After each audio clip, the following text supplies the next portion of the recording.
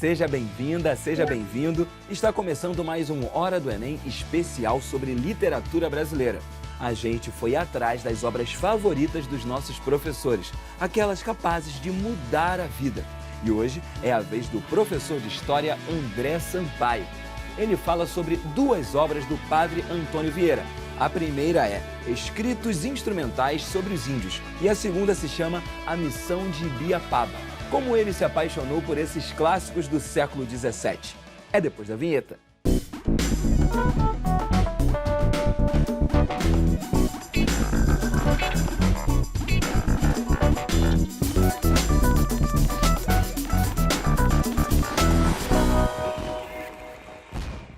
O intento desse papel é mostrar a pouca justiça com que foram julgados por cativos 772 índios do Maranhão, que neste ano de 1655 se trouxeram entre muitos outros do Rio das Amazonas.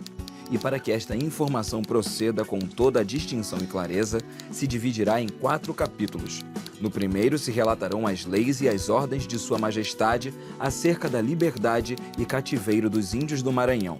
No segundo se dirá a forma em que se fizeram as entradas, em que se compraram ou cativaram estes índios. No terceiro, o exame que se fez suas liberdades e cativeiros. No quarto, o modo com que foram julgados e sentenciados. Esse trecho está no Escritos Instrumentais sobre os Índios. O autor? Padre Antônio Vieira. Ele é um dos autores preferidos do nosso convidado de hoje, o professor de História, André Sampaio.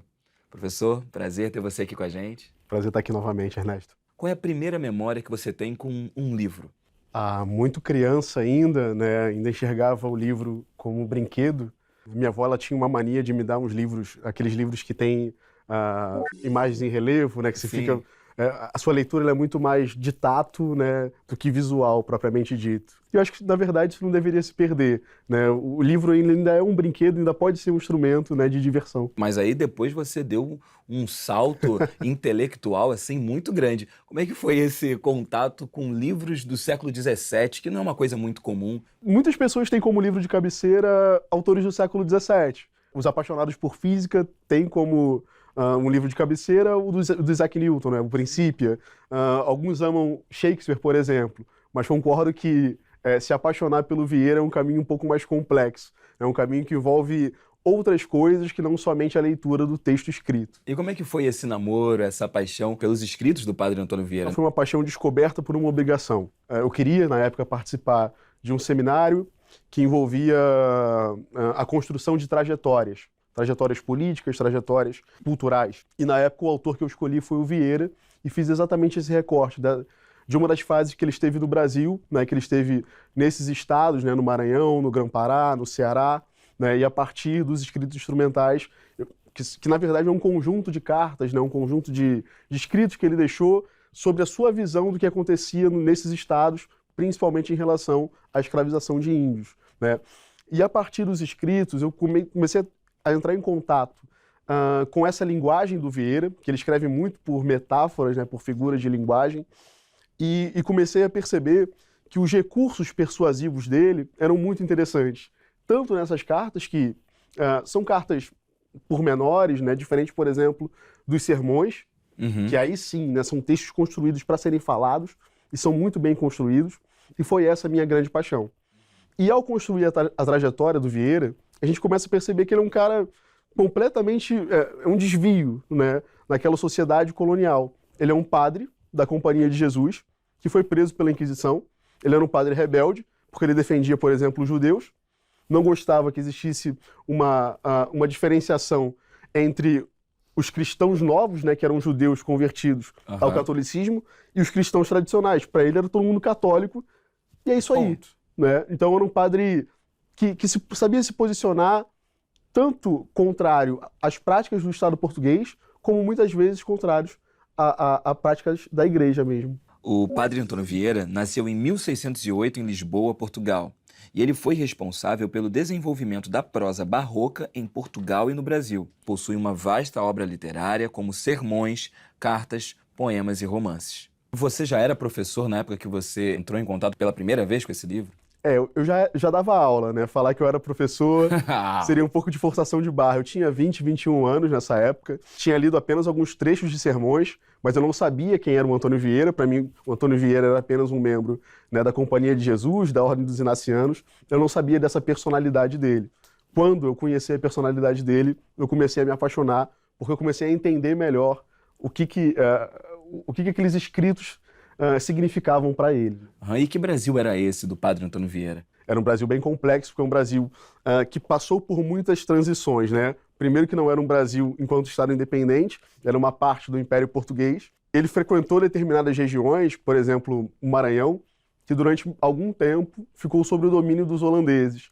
Então ele viveu, né, esse ambiente religioso que era muito diferente, porque o Brasil, enquanto colônia de Portugal, era um Estado obrigatoriamente católico, né? Com a chegada dos holandeses vieram muitos protestantes e, consequentemente, também muitos judeus que moravam na Holanda.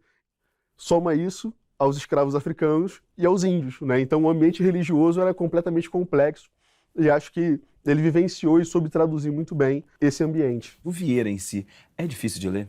É sim, são muitas palavras rebuscadas que, se a gente não coloca dentro de um contexto, por vezes pode nos afastar do texto, né? Como eu fiz o caminho contrário, eu primeiro queria entender o contexto, para depois ler os sermões, eu acabei me aproximando disso. Mas a gente tem que reconhecer que é uma linguagem muito rebuscada mesmo, né? Ele é um mago da palavra, como ele era apelidado na época, e o principal representante da prosa barroca no Brasil. Mas quando você consegue colocá-lo no contexto, né, não tem como não se apaixonar. Eu, pessoalmente, né, quando pego os sermões para ler, eu fico muito encantado da forma como ele traduzia as suas ideias para uma população que por vezes parava, saía de casa, ia para a praça pública para escutar um sermão de um padre.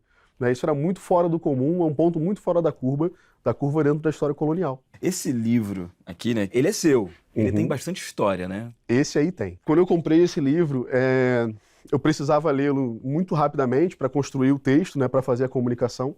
Então ele andava comigo para todo canto. Moro no Rio, fiz minha graduação em Niterói e levei, né, para a UF na época. E quando eu estava voltando de lá, caiu, né, o céu caiu. Mundo. Não foi uma chuva, foi um mundo que caiu.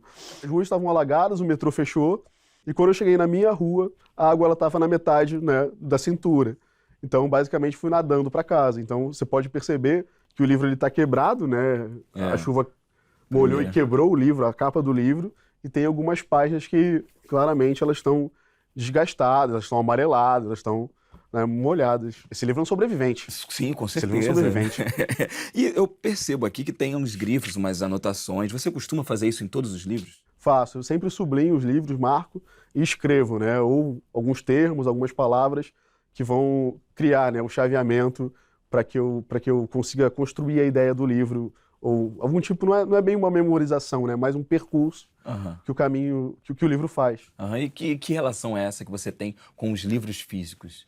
Eu sou um apaixonado pela leitura. Sim. Né? E hoje trabalho numa plataforma de leitura digital. Então, na verdade, assim, eu tenho muito apego ao livro físico, mas eu entendo que o livro digital, ele também é um caminho muito importante, né, para a construção da paixão pela leitura.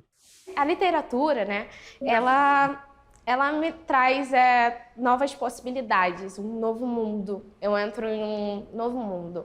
É uma fuga da realidade. Então, isso é incrível. É como se eu estivesse no meu mundo e, através dos personagens, eu me identifico com eles e também posso, digamos assim, viver eles por um momento, através da minha imaginação.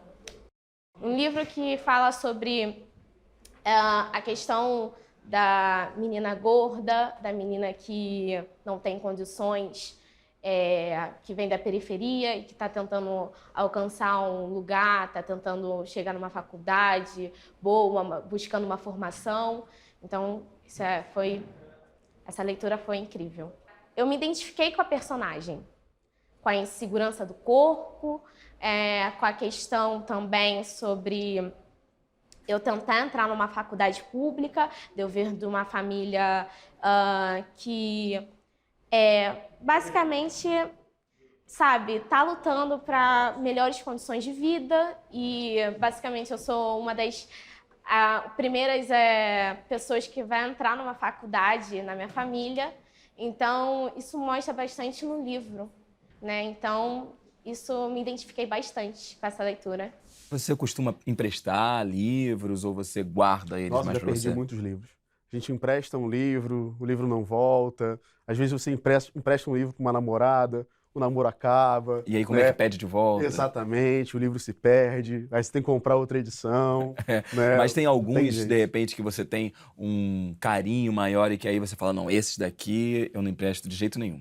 Esse principalmente aí, né, não sai de casa de jeito nenhum, porque é muito difícil de achá-lo, Aham. mas tem vários mesmo, né, de autores clássicos até a minha nova paixão, né, que é a literatura africana. Os autores de legal. literatura africana não saem da minha casa. Você acha que esses livros eles são registros importantes da história do Brasil? Se não existisse Padre Antônio Vieira, talvez nós não tivéssemos registros tão contundentes desse período do Brasil? Perfeito. Bom, o Vieira, ele é um dos maiores personagens do século XVII, não só da história do Brasil, mas da história do Império Português, né? Ele não é só um padre, ele serviu em várias missões diplomáticas, né? Ele negociava junto ao rei o direito dos índios, Uhum. né?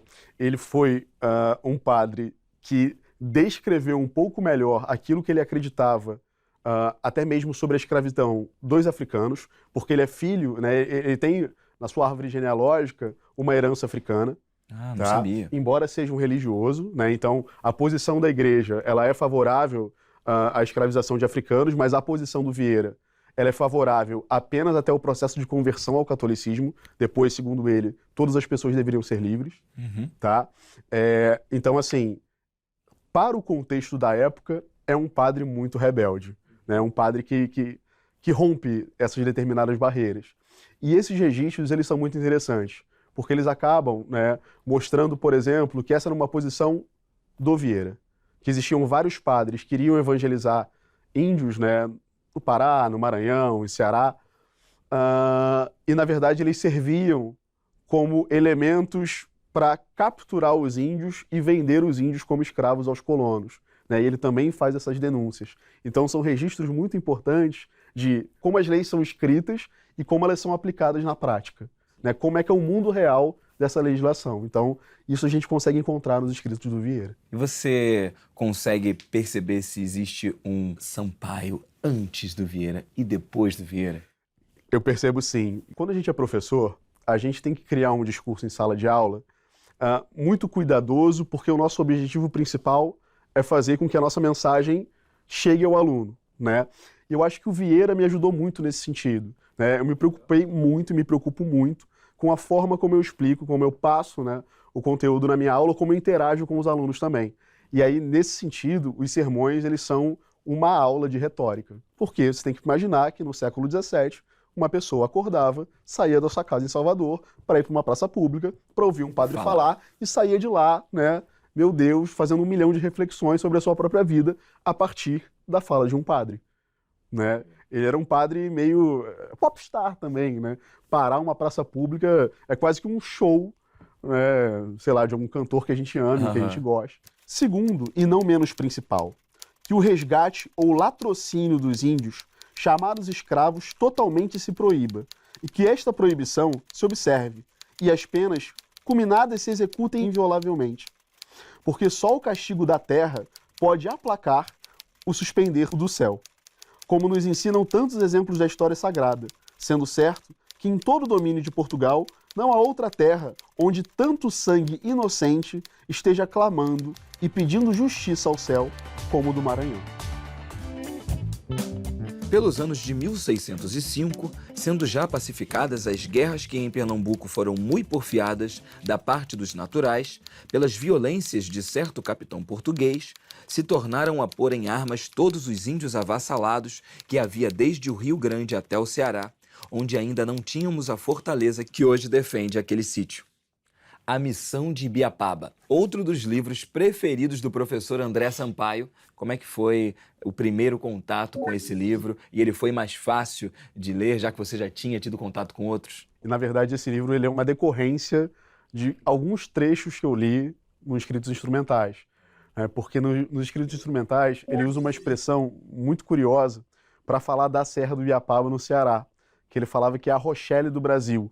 é um termo, né, que ele se refere à reforma protestante, ocorrida em vários lugares da Europa, mas esse trecho especificamente, ele está falando sobre a reforma francesa, né, onde existiu um núcleo protestante na França, na cidade de La Rochelle, e ele translada isso para o Brasil, né? Ele traz isso para o Brasil. Olha, aqui em Ibiapaba, aqui no Ceará, existe um núcleo de índios protestantes, né, convertidos pelos holandeses. E aí é nossa missão, né, no sentido, eu, Padre Antônio Vieira, da Companhia de Jesus, ir para o Ceará construir uma fortaleza católica para tentar reverter essa situação. A Serra de Ibiapaba fica onde hoje é o estado do Ceará. Ali, o padre Antônio Vieira, ele fundou em 1655 uma missão jesuítica. E esse livro, ele traz o relato da missão e o olhar de Vieira sobre os índios da região. Quando os holandeses chegaram no Brasil, em 1630, né, vieram antes outras vezes, invadiram outras regiões também, mas principalmente ali no Nordeste açucareiro, a região de Pernambuco, depois se expandiram para o Maranhão, para o Ceará, para o Rio Grande do Norte. Eles conseguiram converter muitos índios ao protestantismo, né, ao calvinismo mais precisamente. O Antônio Vieira é um padre tão lúcido que ele consegue reconhecer, né, o cenário no qual ele vive. Ele afirma que o calvinismo é uma religião mais fácil de converter os índios do que o catolicismo, por ser cheio de regras. Ele acredita que ele tem que fazer, eles, né, os padres, um esforço maior para reconverter os índios. Ele usa várias expressões muito curiosas nesse livro, né? Afirma que os índios do Ceará ou da Serra do Ibiapaba, eles não são nem vassalos do rei, né, e nem fiéis da Igreja Católica, né? Eles estão ali meio que perdidos dentro de um território que novamente se transformou em católico. De que forma esses livros, né, esses textos, eles chegaram até hoje, né? Porque são escritos, manuscritos do século XVII, que com certeza não foram conservados da forma correta. Como esses livros chegam até os dias de hoje? Muitos autores conseguiram reunir essas cartas, né, essas epístolas, esses retratos, né, do Brasil colonial. Muitos deles estão no Brasil, né, estão na Biblioteca Nacional, e outros estão na Torre do Tombo, em Portugal, né?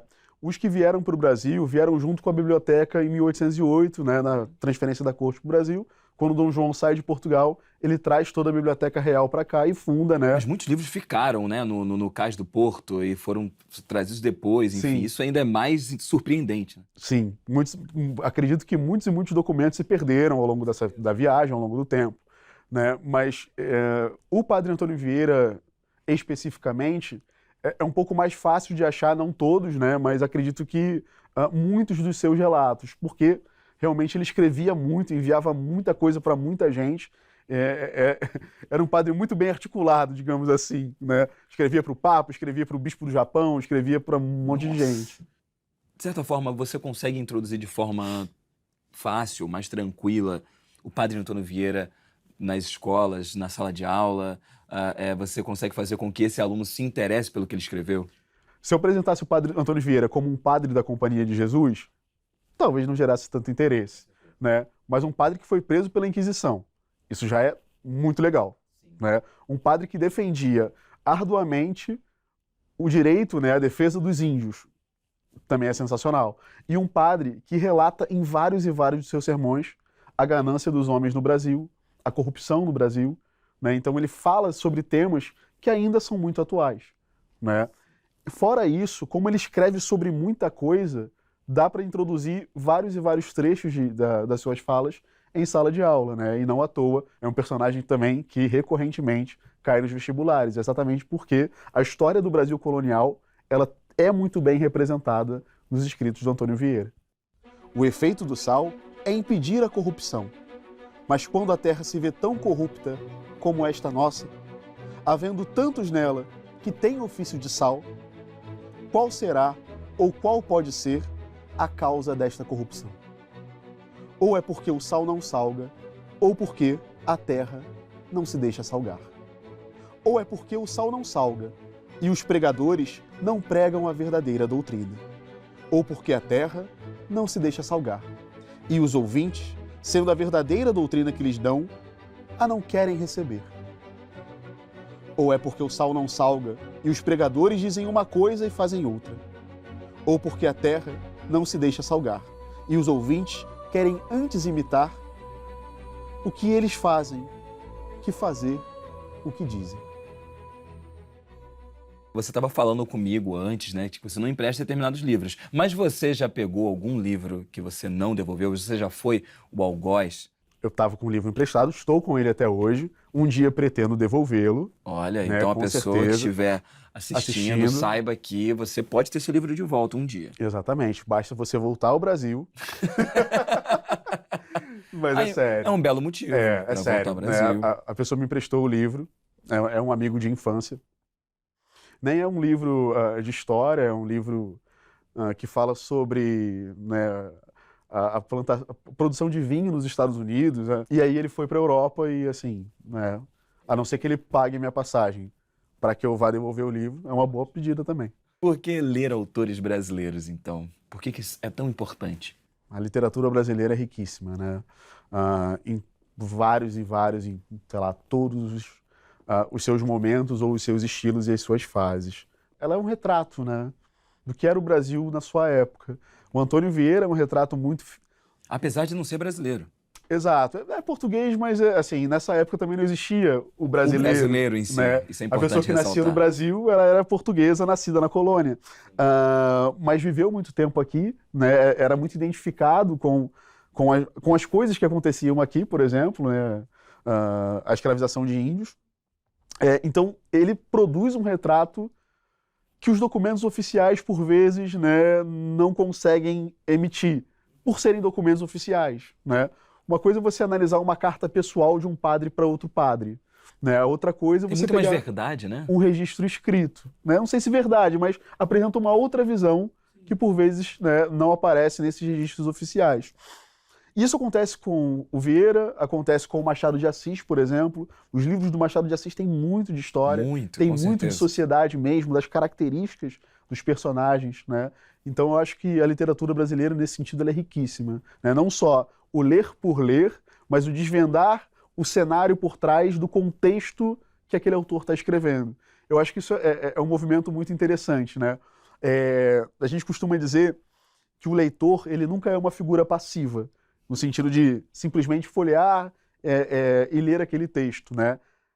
O leitor, ele também tem um contexto, ele também consegue aplicar as suas imaginações, né, ao ler aquele livro. Então, viajar para o Brasil do século XVII, no caso do Vieira, viajar para o Brasil no século XIX, no caso do Machado, são movimentos maravilhosos. Se você pudesse ter esse exemplar e o outro que nós falamos anteriormente, o último desses exemplares, você pudesse colocar numa cápsula do tempo que vai ser aberta só daqui a 200 anos, que recado você deixaria junto com esses livros para quem entrasse em contato pela primeira vez com essas obras do Padre Antônio Vieira? Bom, leiam Vieira, porque o Vieira é uma aula de retórica, é uma aula de como construir um discurso, é uma aula de como pensar um texto que não é escrito para ser lido, é um texto que é escrito para ser falado, né? Então, principalmente para os professores, eu acho que ler Vieira é fundamental nesse sentido. Outro índio moço tem recebido grandes toques, favores e admoestações de Deus em sonhos que o trazem muito abalado e se lhe veem nos desejos, nas palavras e nas resoluções. Uma noite, sonhou que se achava na igreja, entre os que tomavam disciplina pela sexta-feira da quaresma, mas que ele a não queria tomar, e logo viu sair e caminhar para si um mancebo de muita formosura, o qual, apontando para um lugar alto, estava coberto com uma cortina, lhe disse que ali estava Deus, mas que não se mostrava senão aos que faziam penitência dos seus pecados.